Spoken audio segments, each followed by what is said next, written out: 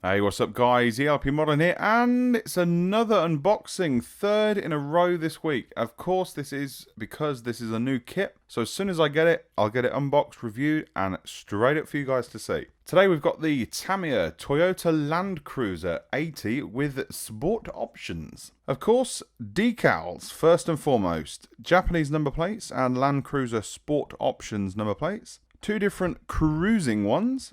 You've then got the choice of a Toyota Sunstrip or just the normal one. Various VX Limited Turbo 4-wheel drive and Land Cruiser ones as well. Great stuff. Now let's see exactly what is in this huge box, and I can't even get it all in the screen. Now, instructions, link in the description, guys. This is available at heroboy.com. There's a link in the description for you. And I'll start off in my normal fashion with your clear parts. All the windows are as a one piece, and then you have all of your light options as well. Clear bonnet, of course, this has an engine with it. Fantastic stuff. Now I'll start off with this humongous sprue, two big ones and a few little smaller sprues in this. We've got the different wipers there depending on whether you have it left or right hand drive. Yes, you can change. Brakes, and then loads of different engine parts. Few chassis bits, we've got a radiator there, anti-roll bars, loads of other little tiny bits and pieces. We've got the front bumper there, which I don't think is used, I could be wrong. We'll soon see. Anyway, cool goodies look. We've got one half of your engine, and we've now got the frame. Superb detailing on that. Really is a fantastic kit. Now this is a limited reissue of the older kit. Tamiya seem to be doing that at the minute. They're also doing the Alfa Romeo 155 as well. Drum brakes and then your disc brakes. No idea what that is, but it is of course part of the chassis. And there's your other half of your engine. Now we've got some more chassis pieces here. Some shock absorbers, prop shafts, loads of different things. You can go crazy with the detailing on this. Steering arms. Must have four-wheel steering then. That's pretty cool. Differential there. And then you've got your hubs for the front wheels. And then another steering arm. Surely not. Alright then. There's got to be something to that. They can't be all steering arms, but really cool. I have to check the instructions for that. Now on to the body, which is moulded in this fantastic metallic red colour. Moulded in side repeaters. There's a little mark on that front door as well. The panel lines on this are exceptional. You've got a thin pillar there, so just be careful with that when sanding. That's going to go matte black anyway, or rubber black. So don't worry too much about that. But again, beautiful panel lines on this.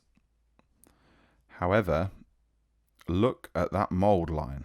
I will follow it for you. Look, from the front to the back, all the way along the back, and then back to the front again. It's quite thick as well, but it's on an easy place. It's not in an awkward spot at all, really.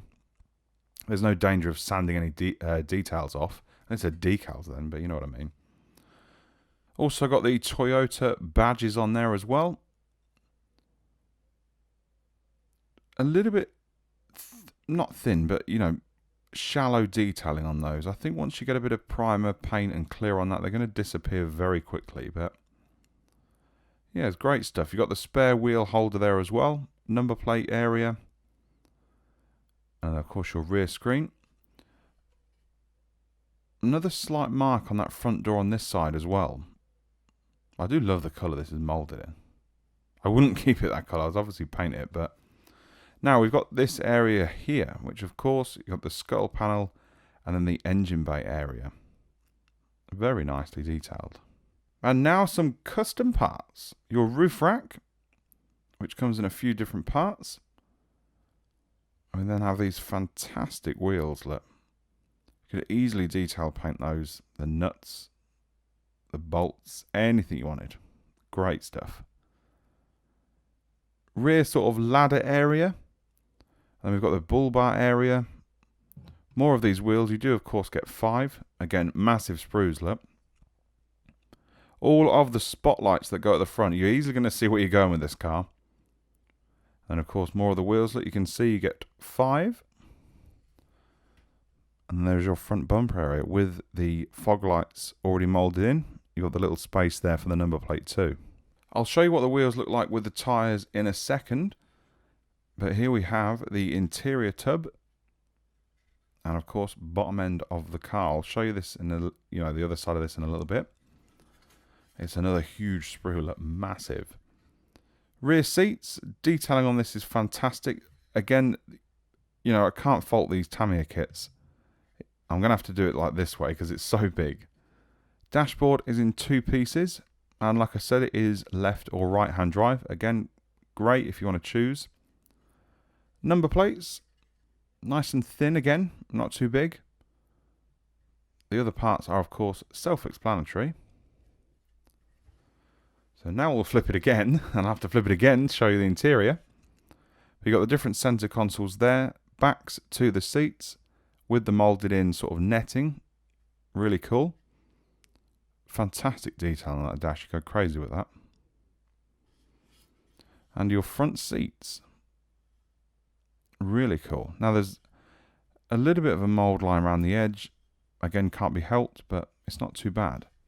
So let's flip it a third time and show you the interior. Now, with it being an older kit that has been sort of re-released, similar to the Nismo R32, I would have liked separate door cards, but it's not the end of the world. The detailing on that, look. It's just great. Even though they're not separate, they're still fantastic. They're the only thing really that's molded in. And then we have the engine bay area. Oh, that's a bit of a letdown. The 2 batteries, which I would have thought they're both batteries. Surely, who's Shirley? Shirley? Anyway, yeah, that's a little bit of a disappointment. We've got some reservoirs there, whether they're sort of screen wash or whatever, I don't know. The Toyota Land Cruiser owners will tell me. Tell me! But yeah, it's not bad. Humongous mould line inside there. That's going to be great fun to get off. But yeah, all in all, it's not too bad. Now, we have some standard Land Cruiser goodies now. Engine cover with Toyota on it. These are the side steps, and they are your original wheels that come on the sort of standard version that Tamiya have also re-released. I will be getting one of those soon after seeing this. This is actually my partner's. She saw this and went crazy and wanted to get it. So this is great stuff. This is your turbo. I've never seen one like that though. Of course I know why it's like that, but hope that's not too visible. But yeah, the wheels are fantastic. These are the ones that, of course, included in the normal one. Strange tyre fitment as well. Of course, that is due to the humongous tyres on them. But sexy chrome time now. We have wing mirrors and then the wing mirror inserts glistening away a little. Then we have your front grille area and headlights all molded as one. Really, really nice detail on those headlights as well. Now, a couple of little things to show you here. First is a set of normal polycaps. We'll throw those away, not literally, but... And then we have some screws and springs. These are for the suspension, of course. You can have working suspension. Now, the slight downside to this is that the screws are visible. So I've suggested that my partner fills the holes in with rod, smooths it over, and then adds an aluminium rod in the middle to give it the... or just saw the ends of these off, to give it the shock absorber look. Because I just think, with all that chassis that's on show, it's a shame for it to be let down by visible screw heads. And I promised you a photo of the tyres on the wheels. Now, here is the Sports Custom Jobbies. Looking fantastic with those humongous tyres. And I did put a tyre on the standard one just for you to get the idea. So let's take a look what they are like underneath the body. I'm so used to doing sports cars like I put them there. Yeah, they're awesome. Fantastic.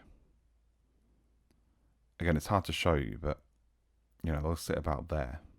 Really, really cool. Now, what do I think to the kit? I think, considering it's an older kit, granted it's reissued, it holds up pretty well against sort of newer Tamiya kits. I'm not necessarily talking about newer cars, just newer kits, you know, that are slightly better quality. I think the one letdown, and it's a shame really because it actually adds a nice little touch to the car, giving it working suspension, is the fact that you need to use screws. Again, it's only the visible heads. I'm probably nitpicking now, but like I said earlier, I just think with all that chassis detailing and all the extra parts you could just go nuts with, it's just a shame to have visible screws if you wanted to show it off with a mirror underneath the display case. But anyway, can't compare it to the normal one, of course, because I don't have it yet, but I will do soon, and there will be a review up as soon as that comes out as well, or as soon as I get it. Hope you've enjoyed this one as well, guys. Third unboxing in a row. Let me know what you think. Leave a comment. I'll see you online. elpmodeling.com, Facebook, and on Instagram. Keep modeling. Take it easy. Bye-bye.